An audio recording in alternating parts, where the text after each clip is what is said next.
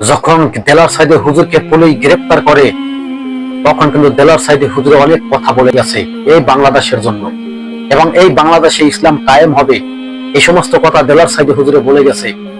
আর দেলার সাইদে হুজুরের যখন গ্রেফতার করছে, তার কিন্তু মনটা বেজার ছিল না, সে কিন্তু হাসতে হাসতে জেলখানায় গেছে। আরে জেলখানাকে এত ভয় পান কেন? জেলখানা তো নবী সাল্লাল্লাহু আলাইহি ওয়াসাল্লাম আমলেও ছিল, এবং অনেক নবীও ছিল, তো জেল খেটেছে। জেলকে কেন ভয় করবেন? আপনি যদি ইমানদার হয়ে থাকেন, জেলকে তো আপনার ভয় করা উচিত না।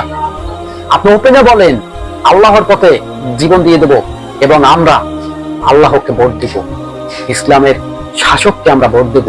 ওপেনে বলবেন। আপনি যদি ওপেনে বলতে পারেন, আর যদি আপনার ভিতরে ঈমান থাইকে থাকে, আপনাকে কেউ কিছু করতে পারবে না। নরেন তাকবীর, আল্লাহু আকবার যে মানুষগুলো ধ্বনি দেয়, ওই মানুষ ঈমানি শক্তি নিয়ে আল্লাহর দরবারে কিন্তু সাহায্য চায়। আর সাহায্যকারীকে আল্লাহ তাআলা কোনোদিন তাদের কিন্তু শেষ করে দেয় না। যারা আল্লাহর কাছে নত হচ্ছে, তারা কিন্তু সফল হয়েছে, আর আল্লাহ তাআলার কাছে যারা চাইছে, তারা কিন্তু পাইছে। আজকে দেখুন, বাংলাদেশটার রাজনীতির ভিতরে অস্থির শুরু হয়ে গেছে। ক্ষমতা কার আগে কে নিবে? আরে ক্ষমতাটা বাদ দেন, বিশ্বের দিকে তাকিয়ে দেখছেন যে বিশ্বের ভিতরে পারমাণবিক অস্ত্রের পরীক্ষা শুরু হয়ে গেছে। আপনি জানেন যে পারমাণবিক অস্ত্রের আঘাতে আপনার আমি ধ্বংস হয়ে যেতে পারি। তাই ক্ষমতা বাদ দেন, বাংলাদেশ কিভাবে গড়বেন, বাংলাদেশ কিভাবে শক্তিশালী করবেন, এই প্রস্তুত নেন। বাংলাদেশের ভিতরে যে পারমাণবিক অস্ত্র ব্যবহার হবে না, এটা আপনি কি কল্পনা করছেন? বাংলাদেশের ভিতরে তো পারমাণবিক অস্ত্র ব্যবহার করতে পারে ইহুদিরা।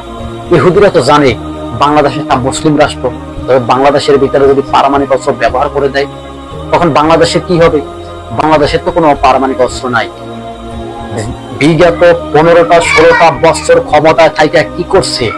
12টা ভালো একটা মিসাইল তৈরি করছে, জনগণকে রক্ষা করার জন্য ভালো একটা যুদ্ধের ট্যাঙ্ক বানাই কোন রাষ্ট্র থেকে আনছে।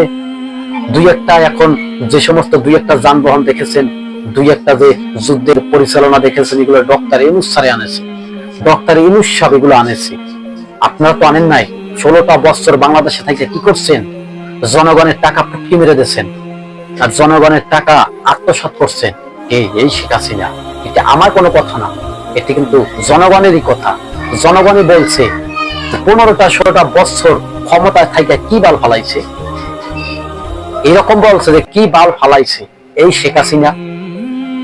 সে তো বাংলাদেশের সবকিছু ইন্ডিয়াকে দিছে, ইন্ডিয়ার হাতে তুলে দিছে, আর ইন্ডিয়া মজা মাইরে মাইরে খাইছে। বড় বড় 200, 2000, 3000 টাকা ইলিশ মাছ ভারত পাইছে, আর বাংলাদেশের মানুষ ইলিশ মাছের কেজি 5000 টাকা দেখছে।